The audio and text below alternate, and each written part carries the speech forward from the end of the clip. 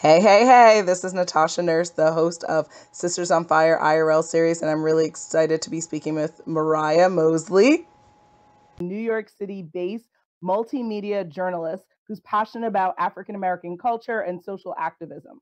Currently, she covers local news with the production team at Pix 11 News. Her recent experience includes producing video packages for people with talent like Ashanti, Toni Braxton, and Taylor Kitsch. Previously, she covered national news and entertainment with the digital team at Essence, with interviews from the Rev. Jesse Jackson, Jay-Z's mother, Gloria Carter, and the wife of LL Cool J, Simone Smith. Her work has been syndicated in Time, MSN, and Yahoo. In 2016, she received her MA in journalism from CUNY Graduate School of Journalism, and she's also a proud alumna of North Carolina A&T State University, where she obtained her BS in journalism and mass communication. The 24-year-old Pittsburgh, Pennsylvania native enjoys photography, music, TV, and film. And without further ado, I'd love to just say welcome to the series. How are you? Hi, thank you so much for having me. I'm good. How are you, Natasha? Good, good, good. You have quite an amazing bio and you've done so much at such a young age. So I'm really excited just for everyone listening to first just understand, how did you become so successful at such a young age? That's such a good question. I mean, first and foremost, I'm a follower of my Savior, Jesus Christ. So I'm extremely grateful, extremely blessed. So obviously I just have to give thanks for that. But I think education was my way in the door without a doubt. And I think that whenever you fully and entirely take advantage of the opportunities that education allows, then that kind of opens doors that may not have been opened before. So I started at North Carolina A&T, where I got my bachelor's. I was a part of various organizations, and I started a talk show on campus, things like that. I did not plan on going to grad school, but I had mentors around me, and I met a recruiter I just randomly went to a grad school fair, said, okay, someone invited me. I said, okay, I'll go. And I met a recruiter from CUNY J School, which is located in New York City. So I said, hey, I'll take a chance, and I was accepted. They only accept 25% of their applicants, so I said, wow, I'll take this leap of faith. I didn't know many people in New York City. I didn't know how I was going to pay rent, all of that good stuff, but I took a leap of faith, and for me, grad school was the entryway into Essence and people, and some of the other opportunities that I've had. So education was definitely the way, and then networking, and it's been great. I'm very, very grateful. Awesome. And what attracted you to this area? Like, why did you want to get into journalism and then focus your work on African American culture and social activism? Well, for me, I think that with journalism and the media industry, I knew that location was going to be important.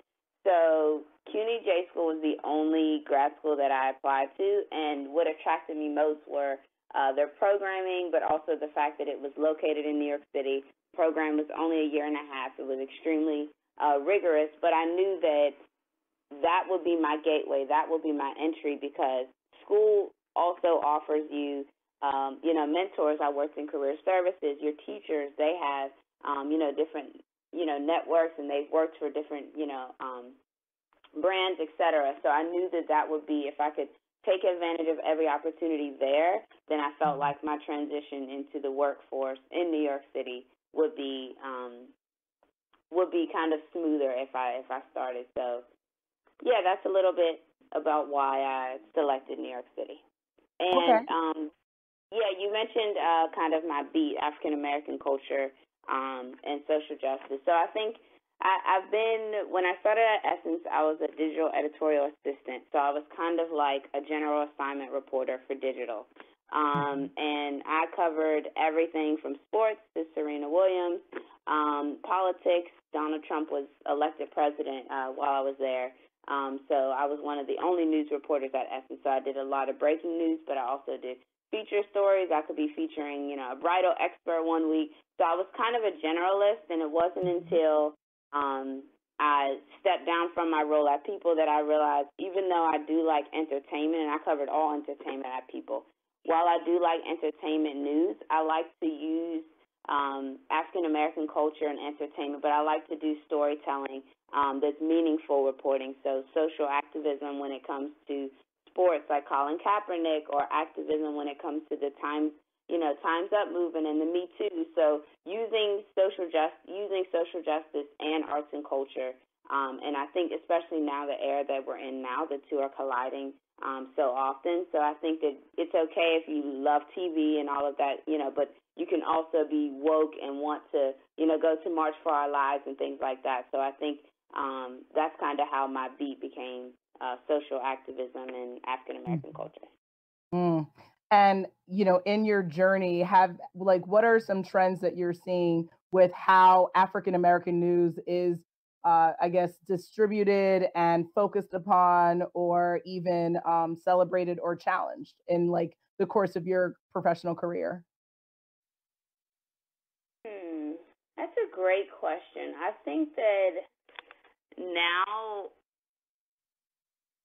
it's important for, when it comes to storytelling, the person that tells the story is extremely important, because I think it's easy for people to say, oh, you can be unbiased and you can be, not slanted or whatever. And I think that there's a way that you can be passionate about something without being biased or without, being slanted. So as far as the coverage now, I think that there's a lot of work to be done, but I do think that a lot of doors are continuously opening. Like at the New York Times, they recently had their first African-American executive editor, and he's been able to help drive more African-American writers. So I think that we're making progress, but I think that there's still a lot to be done. And for me, storytelling, like one of my favorite pieces that I recently read, it was from Rolling Stone, and they had an exclusive. They had an exclusive with Meek Mill from jail, but it wasn't just a feature story about, oh, Meek Mill went to jail. It was literally, it took me like 40 minutes to read. It was an extensive look into the criminal justice system and how a man who has money, a man who has power is literally being criminalized through the system. And for me, it just showed, can you imagine what's happening to people of color who don't have the money and resources that he has? So for me, I do think the person that tells the story is important, but it's important for platforms to allow opportunities and understand that these, that we're newsworthy in a sense, or that our stories are important. So I definitely think with more people of color that can happen, but it's also important for the platforms to help us use their platform on a larger scale to tell our stories. Absolutely. And how has your professional journey so far been affected as being a person of color and being a woman? Well, considering my first job in the industry was at Essence, so I got a little spoiled because all of my editors, most of my editors were African American women. So when I went to People, I worked with a very small team. At People, they have a morning show, People Now. So it was a live morning show. The show's been around for about 4 years. And I was actually told that I was the only, the first African American to be hired by my boss within, not across People, but within my specific, with a team that I worked with. So there was definitely a culture shock a bit, and you have to learn how to interact with. I don't want to say you have to learn how to interact with other people, but when it comes to journalism, there are certain things or when it comes to like telling Black culture, telling our stories. Like for example, whenever I produced the package with Toni Braxton, my lead producer, she didn't know who she was. She was like, yeah, I'm going to look over your questions, but I'm going to let you know I don't know who she is. Whereas Selena Gomez and Justin Bieber, when something's going on with them, people are very, the team that I work with, they're very aware with them, whereas they don't know, multi-Grammy-winning artist Toni Braxton. So it's moments like that where it's a teaching moment almost, and where, you know, certain things that I find, you know, with the questioning, they might not find or they might not locate. So I try to take advantage of every opportunity that I can to learn and to also see their perspective and show my perspective. But I do think it's important to not hold that pressure, because while I was there, I was only there for a few months, but in the beginning, I felt a lot of pressure of being the only, and I have to do everything perfect. So I think it's important to obviously represent your race, but kind of take that pressure off of yourself and understand that if you just do the best work that you can, that in itself will stand out on its own. Absolutely. I love it. And what would you say has been the most meaningful lesson you've learned in your career so far? That's a great question. I would definitely say to stand in your integrity. Perfect example of that was one of the stories that I did while I was at Essence. When I was working with their digital team, I landed an interview with Jay-Z's mom, Miss Gloria Carter, and I'll never forget but right before I was getting ready to do the interview, the publicist told me, I was interviewing Miss Carter. She operates and works with the Sean Carter Foundation, and right before I got on the phone with her, her publicist told me that, because this was right before Beyonce had her twins, she was like, I just want to let you know that Miss Carter would like to stick to her professional life. She doesn't want to talk about anything in her personal life. And my editors had actually told me that we wanted to get something about the twins. And in that moment, I had a decision to make. Was I going to, you know, do what this publicist told me not to do, potentially ruin a relationship with a brand and a publicist who I don't know how many people this publicist, you know, represented. So in that moment, I had a decision to make. And I mean, at the end of the day, I had a great interview with Miss Carter. I got her to talk about something she didn't talk about much. She talked about, you know, some of her family members coming and deriving from HBCUs and, you know, Morehouse, Howard, North Carolina A&T, and talking about the impact specifically that HBCUs have had on her family. And I got a little bit of slack for not asking that question, but that's the part where I think that your work speaks for itself. I wrote the story. It was a great story, and that was a top story for us for 2 days. So I think in those moments, I think it's important to stand in your integrity, and of course you want to be the first and you want to be the one to get the juice, but I think it's also important to respect boundaries and think about that's another person on the line. That's, you know. And like I said, I had a decision to make, and I would make it again tomorrow. I love it. Okay. And, you know, the reason why we're speaking today is because obviously you're a sister on fire. You're unapologetically amazing and doing great, profound work for the world as well as for our community. But I'd love to know, how would you define the term sister on fire? I love that phrase, and thank you for the compliment.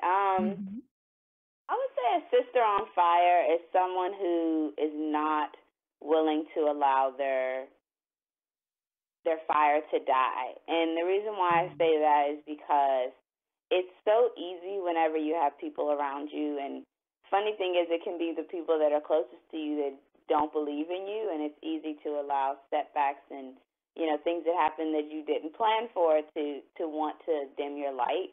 But I think it's important to just keep shining regardless of who supports you. Keep shining regardless of how much you've accomplished so far, and keep going regardless at the end of the day. So I think that defines a sister on fire, someone who's persistent and someone who's not willing to give up, even beyond the hardships and even beyond you know, anything they're going through. They're just willing to stay on fire.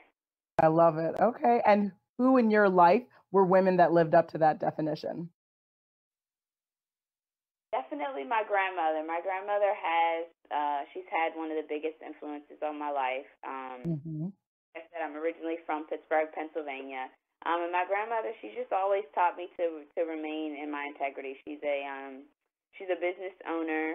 She works in real estate, and she always teaches me. She taught me those strong values and the things that matter in life. And I think that it's important to listen to those around you, because it's easy to look at how many degrees someone has or how much, you know, they've accomplished, but sometimes mentorship comes from the people that just stay by your side and the people that just believe in you.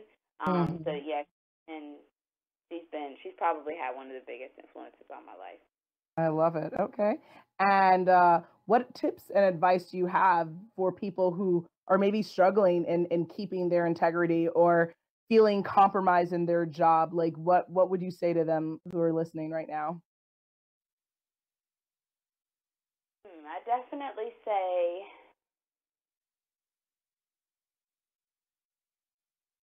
to keep pushing and to also to stand firm in what you believe in and to trust yourself, to trust your instincts, and regardless of what anyone else has to say around you, it's important to believe in yourself and to brand yourself appropriately. Get yourself a website, continuously learn, continuously grow outside of the classroom. So yeah, I would definitely say just keep pushing and never give up. And always, like, for me, I'm always seeking guidance. Like, before I was even in grad school or anything, I was always, looking up speeches or, looking up a word, Steve Harvey or Michelle Obama, just always looking for some sort of inspiration because, sometimes, like I said, the people closest to you, you can have supporters, but sometimes people will let you down, and it's important to continuously, keep that fire lit. And for me, that was Googling a YouTube video, just, to hear someone else's story. It didn't even have to be someone in my industry. It could be, Steve Harvey or someone, it could be anyone, just hearing their story and hearing, some of the things that they went through. It was just a reminder that I could do it too. So just keep pushing and don't give up and believe in yourself because, how can you make anyone else believe in you if you don't believe in yourself, Absolutely. And, I know everyone listening, who might be interested in getting into media or being a better storyteller, given your success and, the great accomplishments you've had so far, what tips and advice you have for people who want to kind of follow your footsteps and be able to be connected with, some of the wonderful platforms that you currently work with? My best piece of advice to an aspiring journalist would definitely be a few things. Networking is absolutely key. What you know is important. Having the skill set is definitely important, but getting to know people and building those genuine relationships is extremely important. B is continue to learn. Like, I was someone I worked closely with at North Carolina A&T told me not to go to grad school because he felt like I had enough skill sets. I worked in the television studio. I was pretty good and I did okay, leaving undergrad. So he was like, you don't need it and blah, blah, blah. But I knew that this industry, and I see that this industry is continuing to change. So I wanted to go to grad school to learn and to grow and to learn social video and to learn how to, properly do, write for digital and not just print. So it's important to continuously learn and to stay ahead of the industry because it's continuously changing. And the last piece of advice is sometimes you have to pay your dues, and it's not easy and it's hard, but if you do it with respect and you grind and you give it everything you got and you don't give up, eventually the reward is going to make it all worth it. I love it. I love it. And with that, I guess just the last question is, if for anyone listening who's interested in getting to know you more, possibly collaborating, what's the best way to get in touch with you? So my email is mariyamoseley@gmail.com, and I'm on social media at Mariya Moseley, MariyaMoseley, on Twitter and on Instagram. I love it. Thank you so much for sharing your wisdom, sharing your story, and being, a really wonderful inspiration for women in our community and just, someone that people can look up to. So thank you, thank you, thank you.